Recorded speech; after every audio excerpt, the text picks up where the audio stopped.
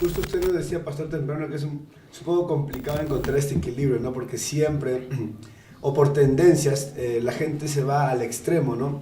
O somos demasiado radicales con la palabra, o demasiado radicales con la parte del espíritu, o la parte de las emociones, ¿no? Entonces, ¿cómo lograron ustedes encontrar ese equilibrio acá en la iglesia, en el Olivar? Y ahora, también nos lo contó usted temprano, pero usted viene de una denominación distinta, viene de los menonitas. ¿Cómo fue su encuentro con las asambleas de Dios en aquel entonces?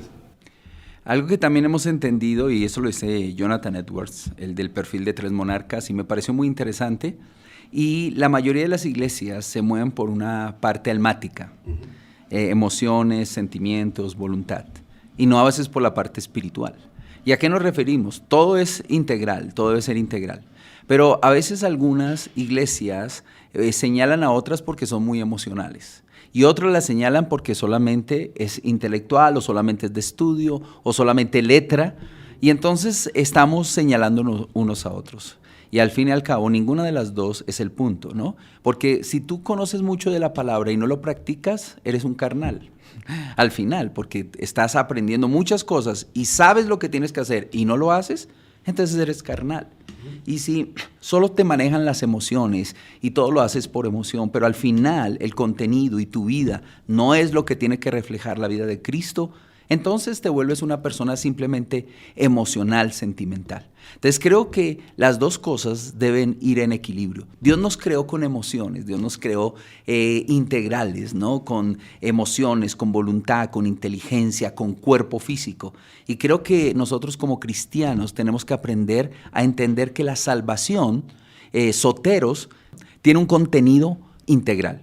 O sea, la salvación no solamente es que vayamos al cielo. La salvación fue la redención tanto de nuestras emociones, nuestro espíritu, nuestra voluntad, nuestro cuerpo, porque el Señor también nos puede dar fuerza y vigor para hacer lo que tenemos que hacer.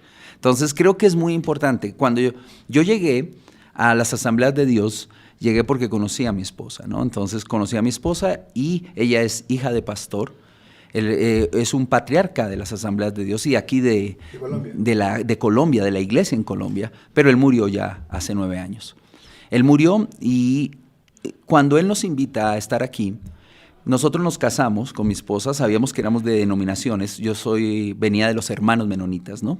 Entonces veníamos de los hermanos menonitas, una iglesia de la palabra, de profundidad bíblica. Fuimos preparados desde muy jóvenes a estudiar la palabra y eso nos gustaba mucho. Cuando yo llego a las asambleas de Dios, entonces veo cosas y formas distintas. Llegó un momento en el cual tuve hasta una crisis. Y estuve en un retiro, hubo algunas manifestaciones y yo tenía que aprender muchas de estas cosas porque no había sido expuesto a esta parte. Y cuando llegué, hubo un momento de sentimiento, de brotar algunas lágrimas, porque yo dije, ¿dónde me metí? ¿Dónde me metió mi esposa? Pero después empecé a entender muchas cosas interesantes. No es que ahora yo diga, es que esta es la doctrina perfecta, no, es la palabra de Dios y he entendido que el Espíritu de Dios se mueve como Él quiera. En nuestras emociones, también toca nuestras emociones, también toca nuestra mente, pero también estudiar la palabra. Entonces, desde ahí decidimos ser una iglesia del Espíritu y de la palabra y no señalamos a ninguna. Yo creo que algo que hemos entendido, también uno de nuestros grandes principios que hemos aprendido es: tú tienes algo que yo necesito y yo tengo algo que tú necesitas. Y así debe ser el pueblo cristiano, con todas las iglesias. Hay iglesias que son más fuertes en algunas áreas, hay iglesias que somos fuertes en otras áreas, pero ¿cómo podemos unirnos y darnos, cada uno porque somos un solo cuerpo? Esto que dice la palabra, ¿no? Somos el mismo cuerpo y dentro del cuerpo no todos hacemos lo mismo y quizás no todos tenemos las mismas capacidades y habilidades. Y es importante, es necesario que tratemos de unirnos con este cuerpo, porque si no, ¿cómo avanzamos a la obra? ¿Cómo alcanzamos a los demás, ¿no? ¿Cómo logramos que la gran comisión se siga cumpliendo? Es más difícil, creo yo, si yo jalo solamente por un lado y quiero hacerlo todo solo, a que me animo con mis hermanos que están haciendo lo mismo de repente, por otro lado, quizás de otras formas, porque al final, lo decíamos como usted temprano, no estamos buscando que templos se llenen, estamos buscando de repente que el cielo se llene, es lo más importante. Entonces, pastor, en estos años de ministerio, ¿qué quizás es lo que usted ha notado que es lo más difícil que nos toca como cristianos enfrentar? Yo creo que como cristianos hay muchas luchas fuertes. Siempre yo he dicho algo y es, a mí me preguntan, ¿ser cristiano es difícil? Y digo, no, no es difícil, es imposible. Okay. O sea, ser cristiano es imposible por nuestra propia fuerza. Creo que las batallas más fuertes son internas. Pablo le decía a Timoteo, ten cuidado de ti mismo. Mis batallas más fuertes son conmigo mismo. Claro. Ni siquiera es con los de afuera, ni lo que hagan.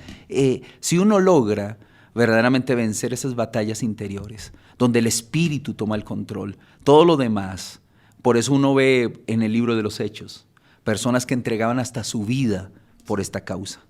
Pero al final siempre dice que nadie desprecie tu juventud, ten cuidado de ti mismo. Entonces creo que los cambios y las transformaciones más difíciles son las personales.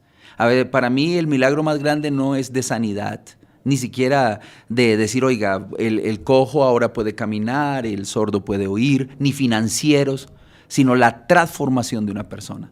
Entonces, cuando uno lidia, porque uno está lidiando con seres humanos, y la labor pastoral es lidiar con, Pablo lo llamaba escatos, que es con la basura, lidiar con la basura de nosotros como seres humanos, de nuestros pecados. Entonces, uno como pastor tiene que lidiar con eso, con los propios y con los de otros. Entonces, pero a la vez, uno sabe que esto no lo puede hacer solo, sino a través del poder del Espíritu Santo. Entonces, creo que esas son de las batallas, ni siquiera las batallas, oiga, estamos luchando contra el Estado, estamos luchando, no, esas para mí pueden ser batallas mucho más soslayables, cruzables. Entonces, pero esas batallas interiores de uno mismo, de comprender qué es la palabra de Dios, de asimilar la palabra de Dios.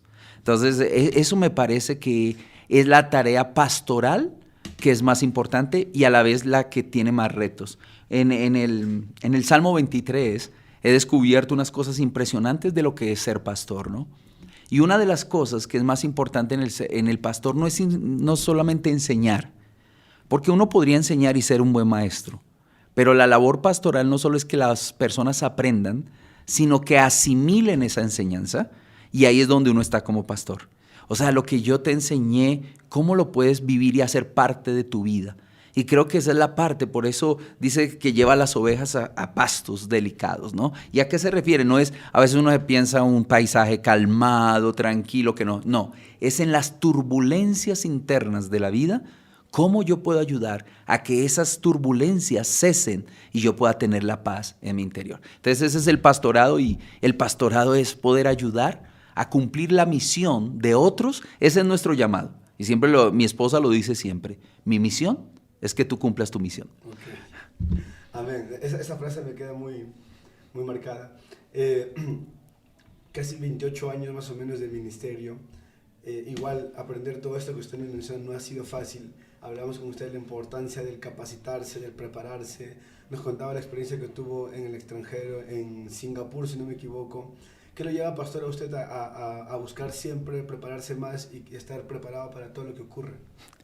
Hay algo que aprendí también en mi preparación. O sea, uno tiene que aprender a capacitarse. Y siempre le hemos dicho con respecto a la misión, porque no solamente es teológicamente, sino en todo lo que tú puedas. Nosotros le hemos dicho a los muchachos, todo lo que ustedes sepan sirve para la obra del Señor. Sea culinaria, sea mecánica, lo que usted, deportes, todo lo que usted verdaderamente usted pueda aprender sirve para la misión. Nada lo despreciamos. Ahorita estamos en una escuela bíblica y hay un chico que trabaja lo que son la magia. Lo que pasa es que cuando se le dice magia es más, no recuerdo cómo es que lo llaman, pero es algo más con las manos, la rapidez, ilusión, es más como la ilusión, ¿no? Que otra cosa.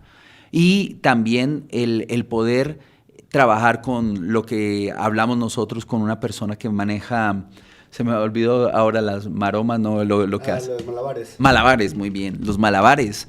Y todo eso sirve en la obra del Señor. Entonces, nosotros le decimos a los chicos, capacítense en todo, pero también tienen que capacitarse en la parte teológica, o sea, en la Biblia, en la palabra del Señor, porque ahí es donde encontramos nuestros principios. La teología es el actuar de Dios, estudiar el actuar de Dios. cómo actúa en la historia de la humanidad y cómo es que Dios actúa, ir descubriendo el actuar de Dios. Entonces yo creo que el estudiar nos va abriendo nuestra mente a entender profundamente. Entonces la capacitación para nosotros es muy importante. Algo también aprendí, y es que uno tiene que aprender a tener principios en su capacitación. Porque el problema de algunos jóvenes que se capacitan es que se desequilibran. Hay algunos jóvenes que van al seminario bíblico y regresan a la iglesia, y cuando regresan a la iglesia ya saben más que pastor. Claro. Entonces el pastor le falta entrenamiento, le falta estudiar. Tenemos una actitud incorrecta. Por eso nuestra motivación de todo lo que hacemos es lo más importante. O sea, ¿por qué tú estudias? ¿Por qué tú estás capacitándote? ¿Por qué estás haciendo? Mira, nosotros siempre ponemos un ejemplo. Hay teólogos que te puedes desglosar todos los tipos de amor, ¿no? El amor ágape, el amor eros, el amor filial, el amor estorge. Entonces, todo eso te lo puede generar. Pero, ¿sabe? Llega y termina su exposición de todos los amores y va y le pega a la esposa. Okay. ¿Sí me entienden? Entonces, mi capacitación debe ser una capacitación integral. No es solamente intelectual, no es solamente teológica, sino integral. Y eso es lo que creo que los seminarios no pueden hacer. Por eso yo tengo que decir, oiga, hay personas que me preguntan, ¿qué se estudia para ser pastor? Y mi hijo una vez me dijo, ¿qué se hace para ser pastor? Yo le dije, haz las cosas que hace un pastor. Okay. Empieza haciendo eso. ¿Qué hace un pastor? Un pastor cuida, un pastor llama, un pastor se interesa por las personas, un pastor estudia la palabra, un pastor quiere darle a su iglesia, a las personas, el entendimiento y el conocimiento. Empieza a hacerlo de esa manera y así lo vamos avanzando. Hey, ¿qué tal? Si estás disfrutando de este podcast, quiero invitarte a que te unas a nuestra comunidad en Telegram. El link está en la descripción de este video y así puedas enterarte del nuevo contenido exclusivo que estamos preparando para ti. Gracias por quedarte hasta aquí y puedes seguir disfrutando del episodio.